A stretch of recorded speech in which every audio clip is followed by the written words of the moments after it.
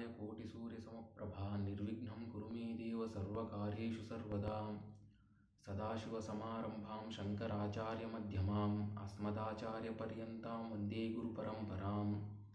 अपारकरुणासिन्धुं ज्ञानदं शान्तरूपिणं श्रीचन्द्रशेखरगुरुं प्रणमामि मुदान्वहम्। अन्नपूर्णे सदापूर्णे शङ्करप्राणवल्लभे ज्ञानवैराग्यसिद्ध्यर्थं भिक्षां देहि च पार्वती। సంకష్టహర చతుర్థి వ్రత కథలు. ఒకానొకప్పుడు మహర్షులందరూ ఆ కుమారస్వామి అనుగ్రహం కొరకు ఎంతగానో తపస్సు చేశారు.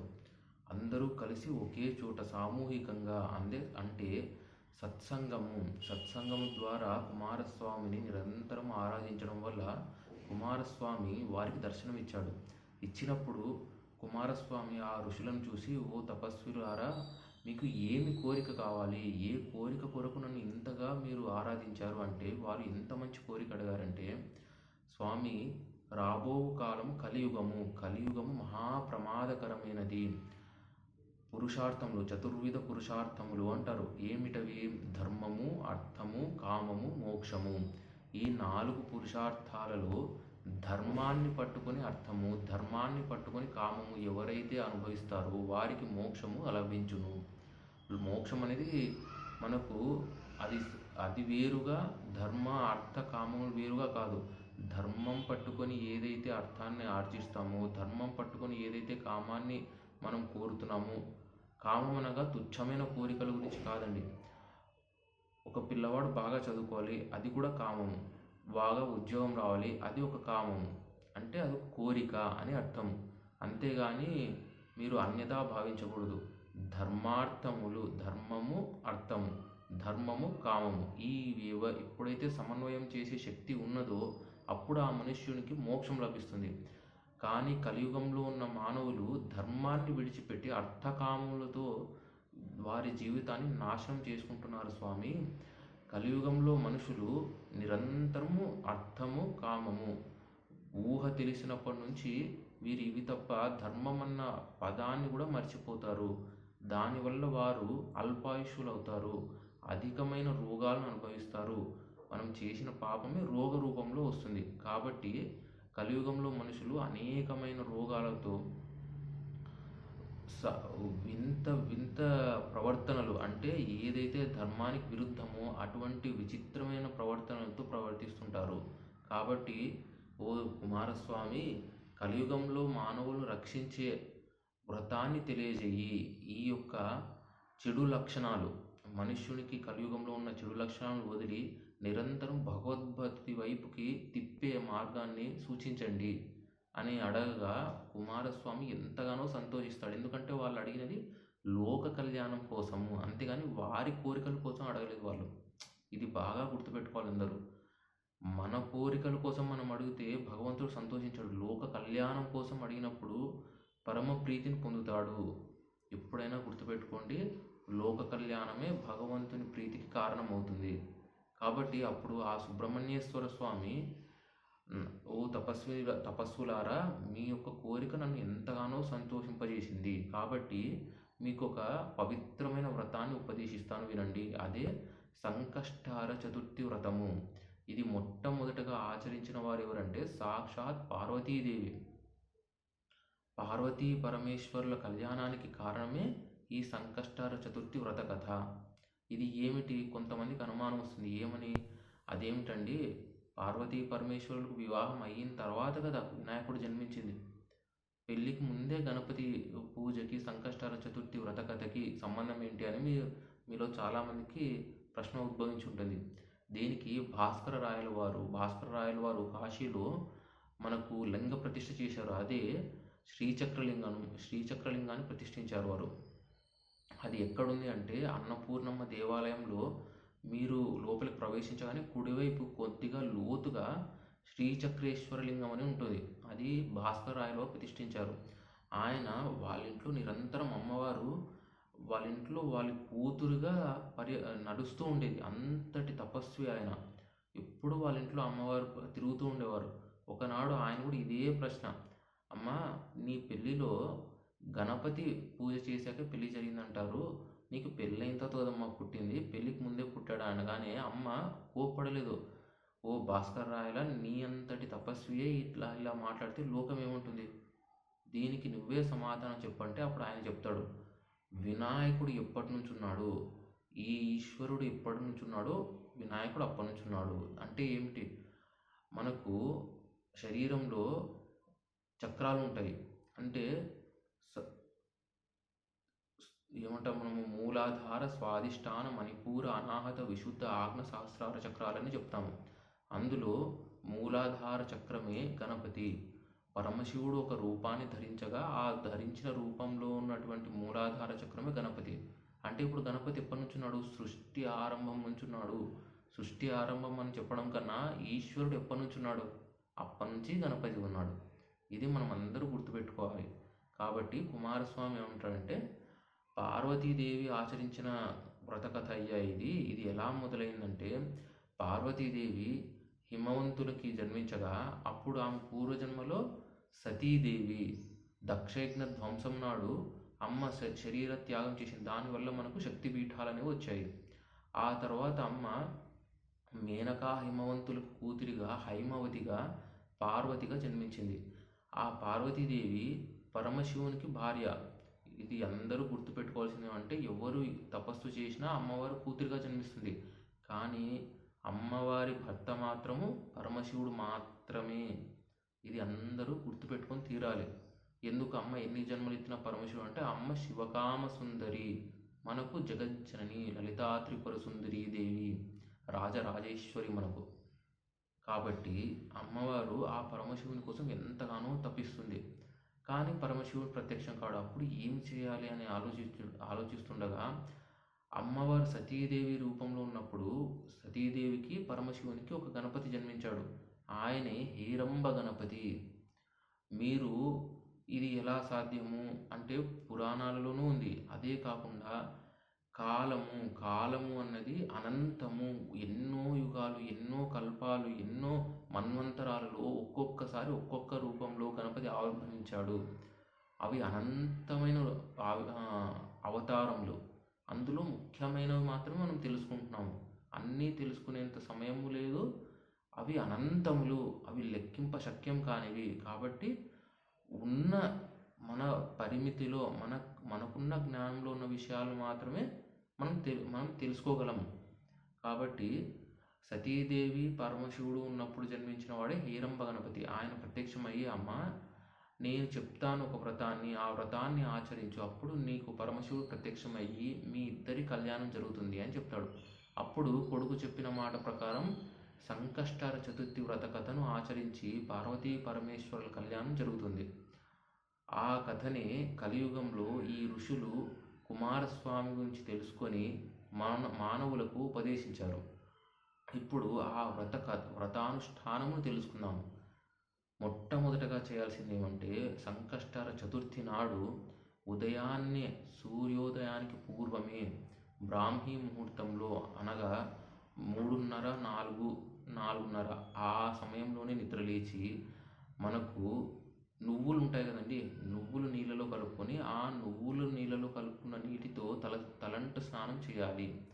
తలంటు స్నానం చేసి ఆ రోజు నిష్టగా కలశ స్థాపన చేసి ఇళ్లలో చిన్న గణపతి అంగుష్ట మాత్రం చేత గణపతిని ప్రతిష్ఠించాలి. అంతేగాని పెద్ద పెద్ద గణపతిని తీసుకురాకూడదు. మనము పెద్ద పెద్ద విగ్రహారాధన జోలికి వెళ్ళకూడదు. ఎందుకంటే మనకు అంత శక్తి లేదు. నీ ఇంట్లో గణపతి ఉన్నాడు అని నువ్వు పూజ చేస్తున్నావు. నువ్వు ప్రతిరోజు దేవాలయంలో పెద్ద పెద్ద వినాయకులను పెట్టినట్టు మీ ఇంట్లో పెట్టుకుంటే, అంతటి వినాయకునికి ప్రతిరోజు నువ్వు నైవేద్యం పెట్టగలవా? పెట్టలేవు కదా. ఆయన కడుపు నిండేంత భోజనం నువ్వు పెట్టలేవు. కాబట్టి మనం అంగుష్ట మాత్రం చేత ఉన్న గణపతిని మాత్రమే ప్రతిష్ఠించవలెను. లేదా పసుపుతో చేసిన గణపతిని ప్రతిష్ఠించండి. అది ఇంకా పుణ్యప్రదం. కాబట్టి చిన్న విగ్రహం కానీ చిన్న పసుపుతో చేసిన గణపతిని కానీ ప్రతిష్ఠించి ఆ గణపతిని అక్కడ ఆవాహన చేసుకొని గణపతి నామాలు, గణపతి అష్టోత్తరాన్ని చదివి మీరు ఒక ఎర్రటి బట్ట తీసుకొని అందులో పసుపు కుంకుమ వేసి 3 దోశలతో 3 సార్లు బియ్యాన్ని అందులో వేసి, అందులో ఖర్జూరాలు, వక్కలు, ఆకులు, తాంబూలము అంటే దక్షిణతో కూడిన తాంబూలాన్ని అందులో ఉంచి ఆ యొక్క ఎర్ర బట్టలో ఇవన్నీ పెట్టి గణపతికి 21 సార్లు ప్రదక్షిణ చేయండి. లేదా ఒక చాట తీసుకొని అందులో ఇవన్నీ అంటే భగవంతునికి సమర్పిస్తున్న ద్రవ్యములన్నిటినీ అందులో పెట్టి 21 సార్లు ఆ చాటును ఆ గణపతికి చూపించండి. చూపించిన తర్వాత నిరంతరం ఆ రోజు ఉపవాస దీక్షను చేయండి. ఉపవాస దీక్ష అనగానే కఠినంగా ఉండడము లేదా ఆ, ఏమి తినకూడదన్నారు అని మీరు శుష్కించిపోయేలాగా చేయకండి. శాస్త్రం ఎప్పుడూ అలా చెప్పలేదు. మీకు చేతనైందా చేయండి, చేత కాలేదు వెంటనే ఏం చేయాలి, పళ్ళు పాలు స్వీకరించాలి. లేదు మాకు చేత కాదు, మాకు రోగాలు ఉన్నాయి, మాకు షుగర్లు ఉన్నాయి, బీపీలు ఉన్నాయి అన్న వాళ్ళు పలహారం తీసుకోండి ఏదైనా. అంతేగాని ఉపవాసం అన్న కానీ దానికి అర్థం ఏమిటంటే ఉపావసి, భగవంతునికి దగ్గరగా ఉండడమే ఉపవాసము. అంతేగాని ఎందుకు ఇదంతా చేస్తాము, మనం ఆఖరి నిమిషంలో శరీరాన్ని విడిచిపెడుతున్నప్పుడు శరీరం శుష్కించిపోయి ఉంటుంది. అప్పుడు భగవన్నామస్మరణ చేయమంటే ఎలా చేస్తాము?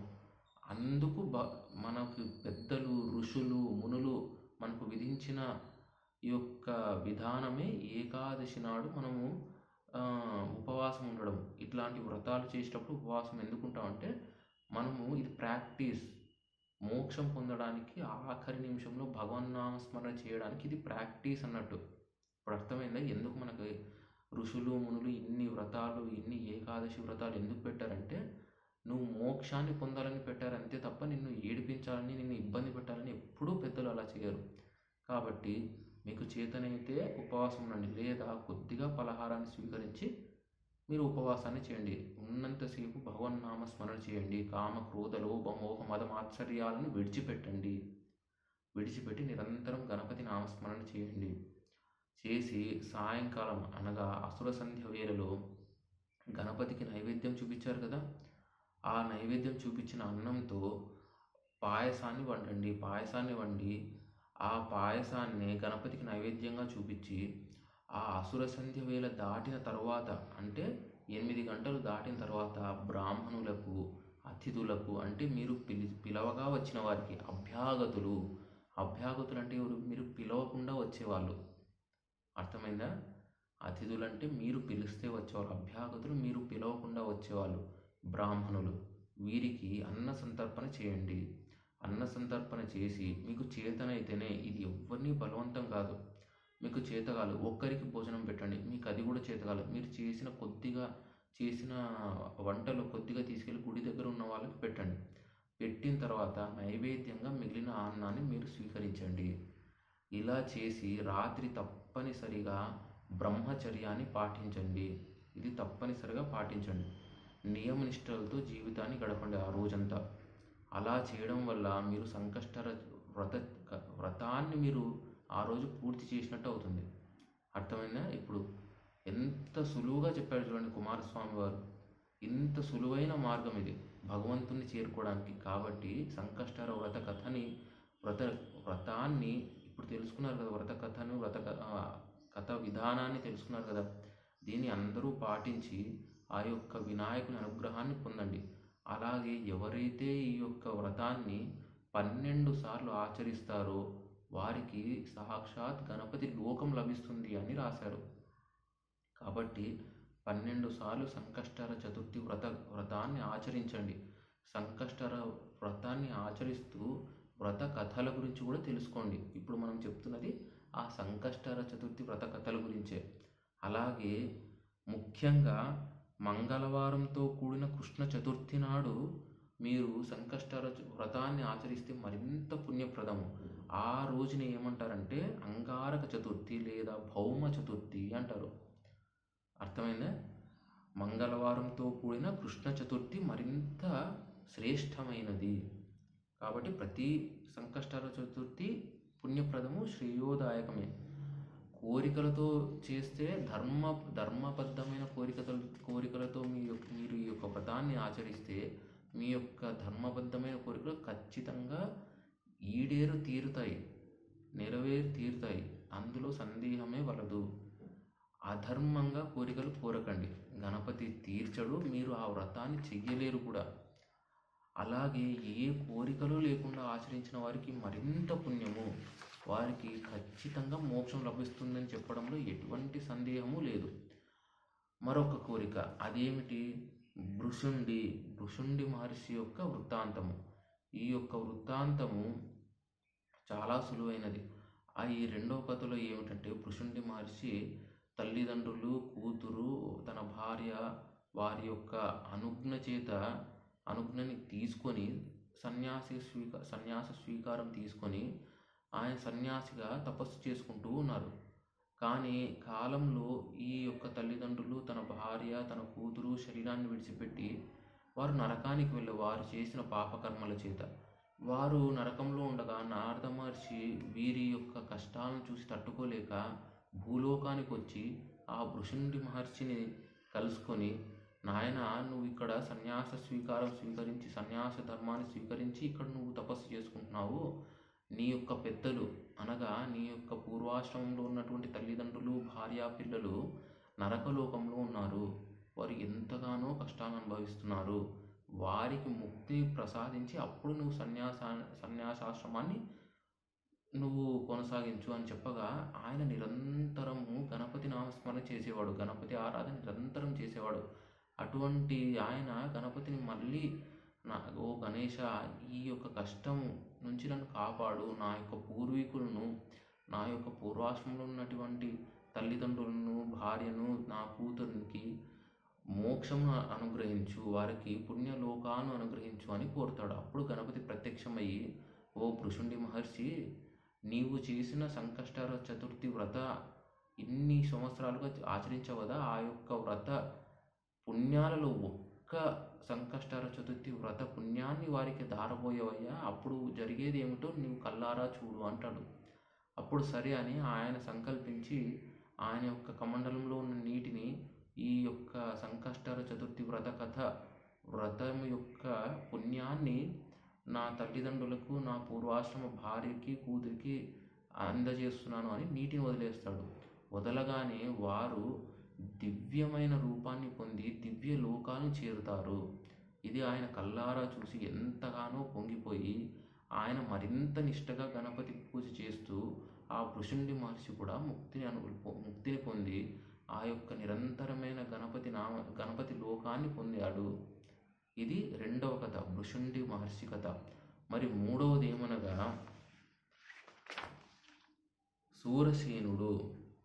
సూరసేనుడని మహారాజు. ఆయన పరమ ధర్మాత్ముడు, అందులో ఎటువంటి సందేహము లేదు. కానీ ఆయన గణపతి ఆరాధన చేసేవాడు కాదు. దానివల్ల ఏమైంది? యథా రాజా తథా ప్రజ. ఆయన్ని చూసి ఆయన రాజ్యంలో ఉన్న ప్రజలు ఆచరించేవారు కాదు. ఒకనాడు ఏమవుతుంది, ఇంద్రదేవుడు ఆ యొక్క రాజు యొక్క అంతఃపుర భవనం నుండి వెళ్తుండగా ఒక పరమ దుర్మార్గుడైనటువంటి వాడు, ఒక వ్యాపారి, అందరినీ బాధించి డబ్బులను పొందే ఆ వ్యాపారి ఎంతో క్రూరంగా, అంటే అసూయతో అని చెప్పాలి, ఆయన యొక్క అసూయతో ఆ యొక్క ఇంద్రదేవుడు వెళ్తున్న వాహనాన్ని చూడగా ఆ వాహనం ఒక్కసారిగా తన శక్తిని కోల్పోయి భూమి మీద పడి ఆగిపోతుంది. అర్థమైందా? ఒక నరదృష్టి ఎంత భయంకరమైనదో ఆలోచించండి. సాక్షాత్ ఇంద్రదేవుడంతటి వాడు తన యొక్క గమన శక్తిని కోల్పోయాడు కేవలం నరదృష్టి చేత. అధర్మంగా సంపాదించేవాడి యొక్క నరదృష్టి చేత ఇంద్రుడంతటి వాడి విమానం ఆగిపోయింది. కాబట్టి నరదృష్టి అంతటి భయంకరమైనది. అప్పుడు ఆ సూరసేనుడు గబగబా ఆయన యొక్క అంతఃపురం నుండి బయటికి వచ్చి ఆ యొక్క ఇంద్రదేవునికి నమస్కరించి, ఏమిటి స్వామి, మీరు ఇంద్రదేవుడు అంతటి వాడు నా యొక్క భవనానికి రావడమా, ఎంతటి పుణ్యం ఇది అనగా, అప్పుడు ఆ ఇంద్రుడు అంటాడు, నాయనా, నేను నీ కోసం రాలేదయ్యా, ఇక్కడ మీలో రాజ్యంలో ఒక పరమ నీచుడు ఉన్నాడు. అటువంటి నీచుడి దృష్టి వల్ల నా యొక్క విమానం ఆగిపోయింది, నా యొక్క గమనశక్తి ఆగిపోయింది. ఇప్పుడు నేను తిరిగి వెళ్ళాలి అంటే అప్పుడు సూరసేనుడు, అయ్యో ఎంతటి తప్పు జరిగిపోయింది, ఇప్పుడు నేను ఏం చేయాలి, ఏం చేస్తే మళ్ళీ మీరు తిరిగి మీ యొక్క విమానం పైకి లేస్తుంది, మీ యొక్క గమనశక్తి మీకు లభిస్తుంది, మీరు తిరిగి మళ్ళీ అమరావతికి చేరాలంటే నేను ఏం చేయాలి అని అడుగుతాడు. అందులకు ఇంద్రుడు ఒక్క మాట చెప్తాడు, నాయన, ఈరోజు పంచమి, నిన్న చతుర్థి, ఎవరైతే నీ రాజ్యంలో సంకష్టహర చతుర్థి వ్రతాన్ని ఆచరించారో వారి యొక్క పుణ్యాన్ని నాకు ధారపోస్తే నా యొక్క రథం లేస్తుంది, నా గమన శక్తి నాకు వస్తుంది అని చెప్తాడు. అప్పుడు ఆ సూరసేనుడు ఎంతగానో బాధపడతాడు. ఏమిటయ్యా, గణపతి వ్రత కథకు ఇంత శక్తి ఉందా, గణపతి ఆరాధనలో ఇంతటి మహిమ ఉందా అని బాధపడతాడు. నేను చెయ్యలేకపోయాను అని కృంగిపోతాడు. సరే, జరిగినదేదో జరిగిపోయింది, ఇప్పుడు ఆయన రాజ్యంలో ఎవరైనా చేశారేమో అని వెతుక్కుంటూ వెళ్తాడు. సూరసేనుతో పాటు ఇంద్రదేవుడు అలా వెళుతూ ఉండగా అక్కడ ఒక వేశ్య మరణించి ఉంటుంది. కానీ ఆ వేశ్య యొక్క జీవుని, ఆమె శరీరంలో ఉన్న జీవుని తీసుకెళ్ళడానికి గణేష దూతలు వచ్చారు. గణేష దూతలు వచ్చి ఆ యొక్క వేశ్య యొక్క ఆత్మను తీసుకెళ్తుండగా వెంటనే ఆ సూరసేనుడు, ఇంద్రుడు వారిని ఆపి, నాయన, ఈమె ఒక వేశ్య, ఎందరో గృహస్థుల యొక్క సంసారాన్ని చెడగొట్టిన ఆమె. అటువంటి ఆమెకి మీరు గణపతి లోకాన్ని ఎందుకు అనుగ్రహిస్తున్నారు అనగా వారు వెంటనే ఏమంటారంటే, గణపతి లోకం అనగా ఏంది? స్వనందలోకము. స్వనందలోకమే గణపతి లోకము.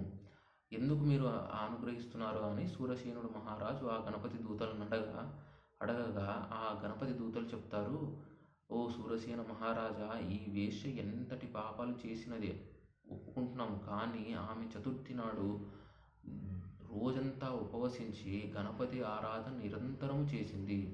గణపతి నామస్మరణ చేస్తూ శరీరాన్ని విడిచిపెట్టింది. కాబట్టి ఆమె యొక్క పాపాలు అన్నీ దగ్ధమైపోయాయి. ఒక దూదికొండకు ఒక చిన్న నిప్పురవ్వు తగిలితే ఎలా ఆ దూదికొండ మొత్తం బూడిదైపోతుందో, ఈమె చేసిన అనంతమైన పాపాలు ఆఖరి ఊపిరిలో గణపతి నామస్మరణ చేసి శరీరం విడిచిపెట్టడం వల్ల ఆమె యొక్క పాపాలు పోయాయి.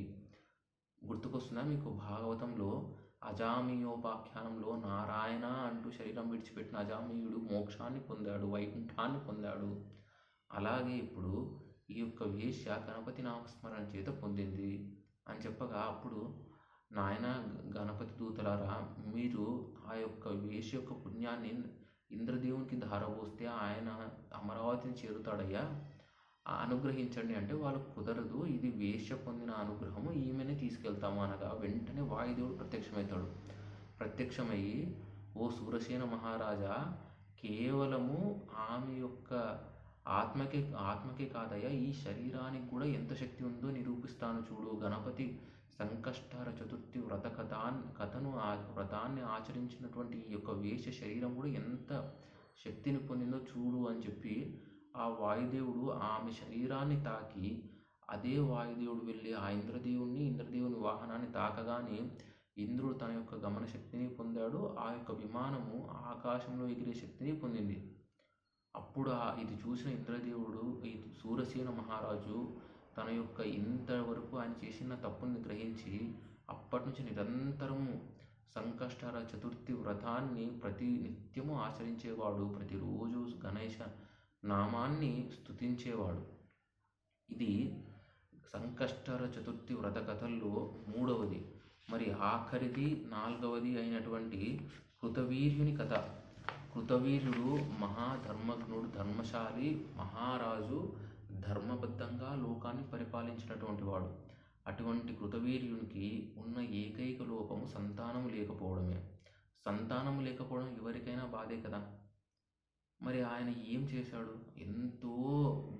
ఎంతోమంది గురువులను ఆశ్రయించాడు, ఎన్నో వ్రతాలను, యజ్ఞాలను, యాగాలను నిర్వహించాడు. కానీ ఎటువంటి ఫలితమూ లేదు. ఇంకా ఇది చేసేది లేదని చెప్పేసి మంత్రులకు రాజ్యాన్ని అప్పగించి అడవులకి పోయి ఎంతగానో తపస్సు చేశాడు. ఈయన యొక్క తపస్సును చూసి, ఈయన కష్టాన్ని చూసి తట్టుకోలేక ఆ యొక్క నారద మహర్షి, లోక కళ్యాణకర్త అయినటువంటి నారద మహర్షి స్వర్గలోకంలో ఉన్నటువంటి తన తండ్రి గారు అంటే కృతవీర్యుని తండ్రి దగ్గరికి వెళ్ళి, ఓ కృతవీర్యు, ఓ మహారాజా, నీ యొక్క పుత్రుడు ఎంతగానో తపస్సు చేస్తున్నాడు, కానీ ఆయనకు సంతానం కలగడం లేదు. నీ యొక్క కొడుకు బాధను నువ్వే తీర్చాలయ్యా అని చెప్పగా, కృతవీర్యుని తండ్రి బ్రహ్మలోకానికి వెళ్ళి, ఓ బ్రహ్మదేవ, నా యొక్క కొడుకు యొక్క కష్టాన్ని తీర్చే మార్గాన్ని తెలియజేయి అని అడగగా, అప్పుడు బ్రహ్మదేవుడు ఆయన ఒక విషయాన్ని కృతవీర్యుని తండ్రికి చెప్తాడు. ఓ కృతవీర్య మహారాజా, నీ యొక్క కొడుకు కృతవీర్యుడు, ఆయనకు సంతానం లేకపోవడానికి గల ముఖ్య కారణం ఏమంటే, ఆయన యొక్క పూర్వజన్మలో ఆయన పేరు సాముడు. ఆయన ఒక పెద్ద గజ దొంగ. ఎంతోమంది వారి డబ్బుని ఆయన అపహరించాడు, వారి యొక్క సంపదను దోచుకున్నాడు. ఎందరో మనుషుల్ని చంపాడు, ఎందరి మృత్యుకో కారణమయ్యాడయ్యా సాంబుడు.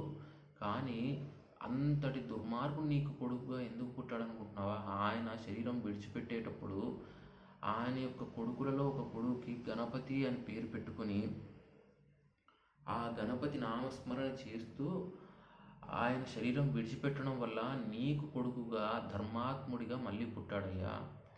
కానీ ఆయనకి సంతానం లేకపోవడానికి కారణము ఆ యొక్క పూర్వజన్మలో ఆయన ఎందరో మనుష్యులను సంహరించడమే.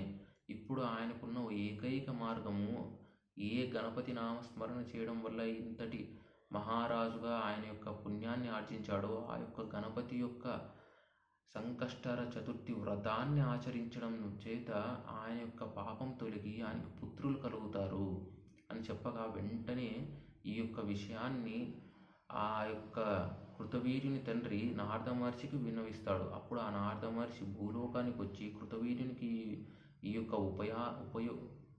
యొక్క ఉపాయాన్ని ఉపదేశించగా ఆ కృతవీర్యుడు సంకష్టహర చతుర్థి వ్రతాన్ని ఆచరించి ఎంతో పవిత్రమైనటువంటి ఆయనకి పుణ్యాన్ని, మోక్షాన్ని, వంశాన్ని ధర్మబద్ధంగా నిర్వహించేటటువంటి సంతానాన్ని పొందాడు కృతవీర్యుడు.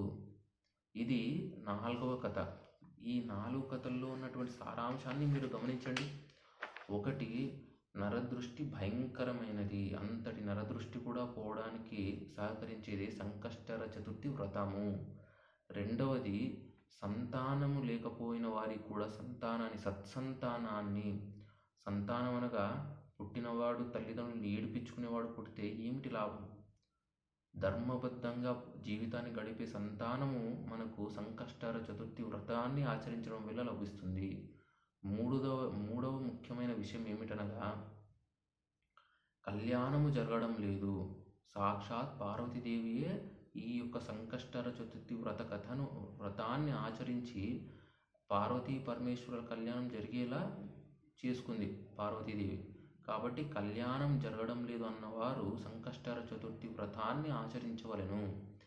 మరీ ముఖ్యంగా ఏమిటి, నరకలోకంలో మన పూర్వీకులు ఉన్నారు మనకు తెలియకపోయినా మనము సంకష్టహర చతుర్థి వ్రతాన్ని ఆచరించి ఆ యొక్క పుణ్యాన్ని మన పూర్వీకులకు అందజేయడం వల్ల మన పూర్వీకులలో ఎవరైనా నరకలోకంలో ఉన్నా కూడా వారికి గణేశ లోకం లభిస్తుంది. ఈ యొక్క 4 విషయాలను మీరందరూ తెలుసుకొని ప్రతిసారి చవితి వచ్చిన ప్రతిసారి సంకష్టహర చతుర్థి వ్రతాన్ని ఆచరించి ఆ యొక్క గణపతి యొక్క పరిపూర్ణ అనుగ్రహాన్ని పొందాలని కోరుకుంటూ ఓం శాంతి శాంతి శాంతి.